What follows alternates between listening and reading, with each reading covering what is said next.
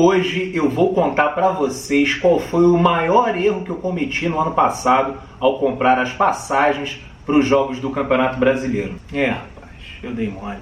Logo eu, um cara tão experiente. E também vou falar do provável retorno do público aos jogos do Campeonato Inglês, a famosa Premier League.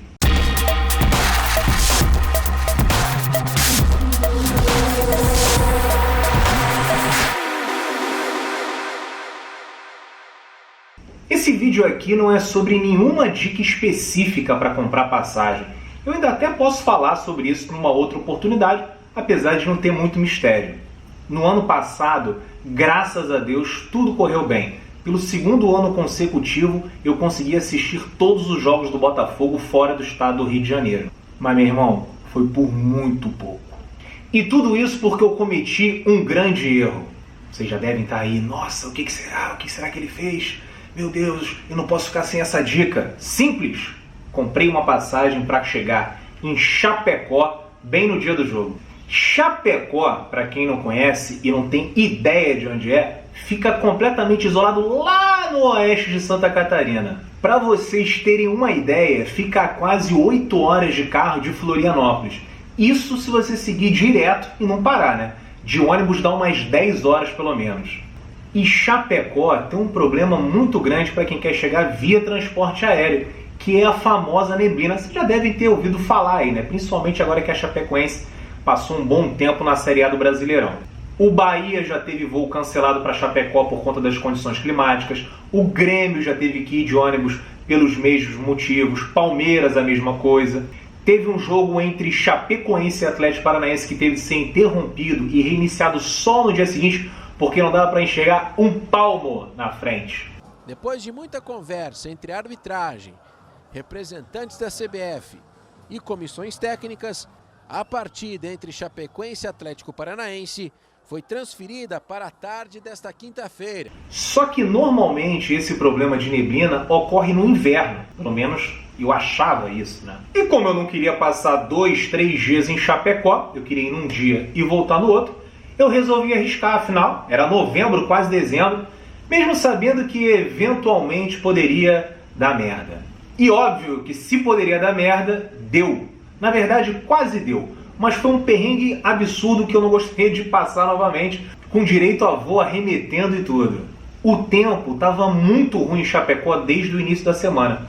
No dia anterior, a repórter que cobre o Botafogo pelo Globo Esporte, mais uns 2 ou 3 torcedores, tiveram um pouso não autorizado e foram parar em Porto Alegre. E aí de lá a companhia aérea colocou os passageiros num ônibus para Chapecó.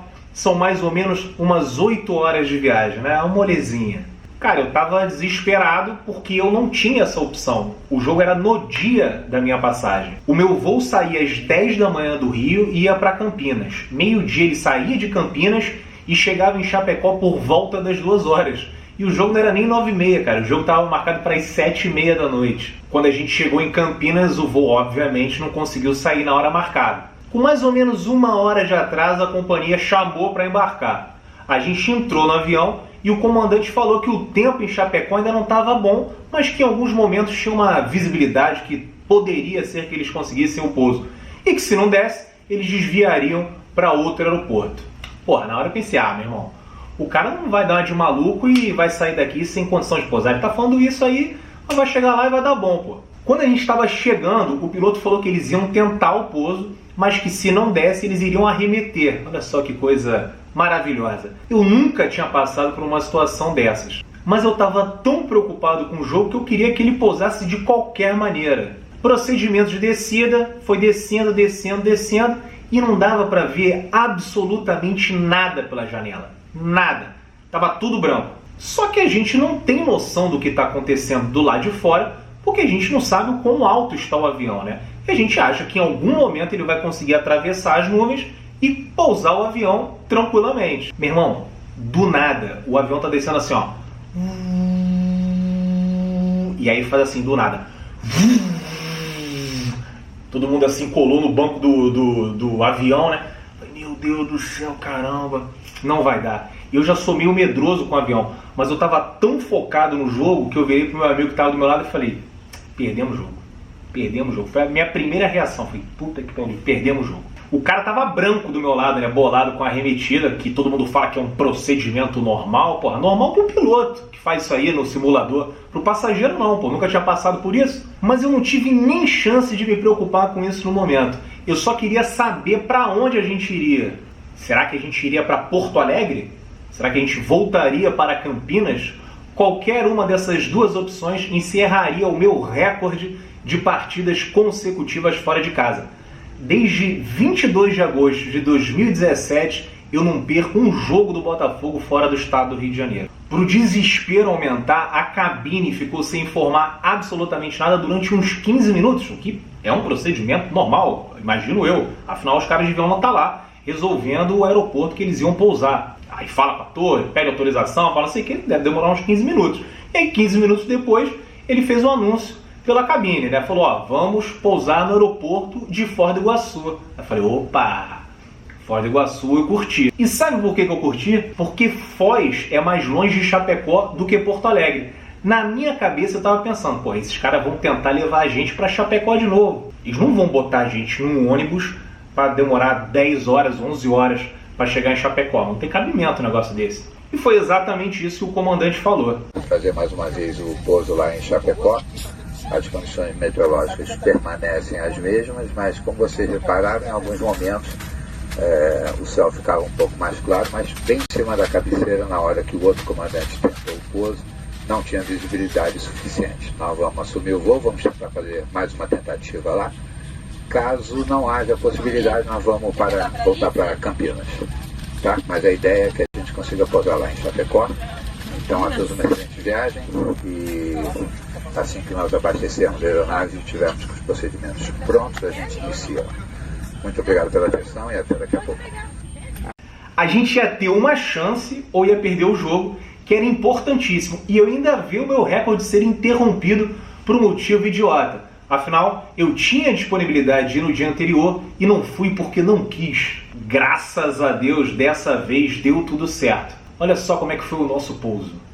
Tranquilo, nenhuma nuvem, zero turbulência. Perfeito. Carlos Abreu, Carlos Abreu, Chapecó, porra. Vamos! Aí, meu irmão, era óbvio, né? Quando eu cheguei no pré-jogo, ainda levei uma zoada merecida do meu grande ídolo, Marcelo Davidovich. Porra, tive que ouvir, né? Estamos aqui já com o Davidovich, já tomando aqui um chopinho, cervejinha aqui, ó. Lugar maneiro pra tomar cervejinha. Maneiro pra caralho. Achou que eu não ia conseguir, né, Eu Davidovich? fiquei preocupadão, já tô bebendo aqui desde cedo, mas porra, caralho, fiquei preocupado. O Depp vindo no dia do jogo sabendo que é Chapecó, que nunca tem pouso, sempre tem que arremeter. Ano passado o meu arremeteu, o meu voo, né, claro, arremeteu 3 vezes. Pô, o cara dá um mole desse, cheguei ontem. Dei mole. Agora, imagina se eu não consigo chegar, o Botafogo ganha e se livra do rebaixamento. Eu ainda ia ficar com fama de pé frio, porra. Mas eu consegui, deu tudo certo. E agora fica o aprendizado. Não dá para confiar no tempo de Chapecó. Pode ser no inverno, pode ser no outono, pode ser no verão, pode ser na primavera. Chegue sempre com um dia de antecedência. Se o Botafogo for sorteado com a Chapecoense na Copa do Brasil, se um dia eles voltarem para a primeira divisão, eu nunca mais vou dar esse mole. Agora vamos falar sobre a volta do público aos estádios ingleses. O governo britânico planeja a volta parcial da torcida a partir do dia 1º de outubro. Os ingleses, inclusive, já estão fazendo testes. No último domingo foi realizada uma partida de cricket no sul de Londres com a presença de torcedores. As autoridades permitiram a venda de apenas 1.000 ingressos num estádio em que cabem 25.500 pessoas, ou seja, estava muito tranquilo. A ideia na Premier League é começar liberando 5.000 lugares, como tem acontecido também nos jogos do Paris Saint-Germain na França.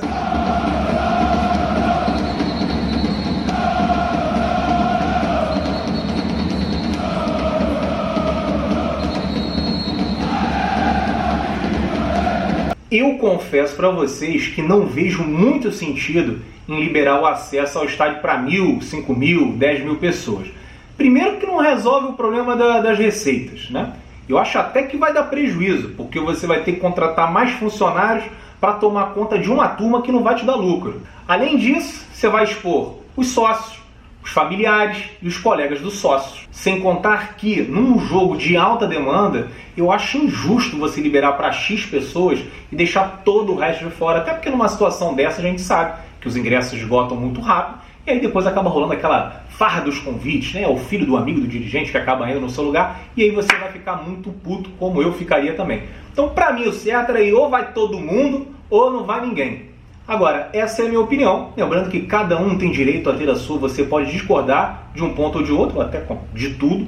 E, aliás, vem cá uma coisa. Deixa a sua opinião aqui para falar sobre isso, porque só eu fico falando. Aí depois fala, porra, só esse cara fala. Deixa aqui nos comentários a sua opinião sobre isso, pô. Você acha que deve voltar mesmo parcialmente? Eu acho que não.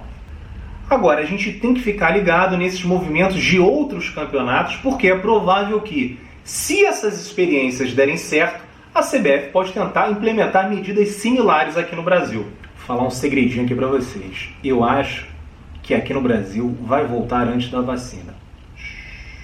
Vamos aguardar as cenas dos próximos capítulos. E é isso, pessoal. Se você ainda não é inscrito aqui no canal do Setor Visitante, deixa o like, inscreva-se e ative o sininho. Ativar o sininho é muito importante pelo seguinte: agora todo dia eu estou postando vídeo. Eu falei para vocês que um dia eu ia ser uma pessoa mais assídua aqui no canal. Estou sendo todos os dias. E se você ativa o sininho, chega a notificação no seu celular e você vai poder assistir logo em primeira mão. Olha só que maravilha, porra. Ativa o sininho.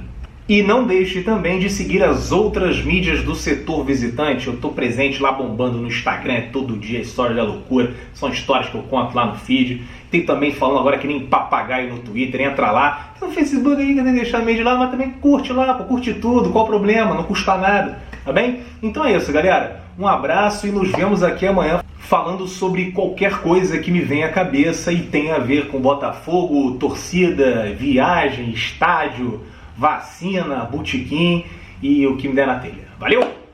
Tamo junto!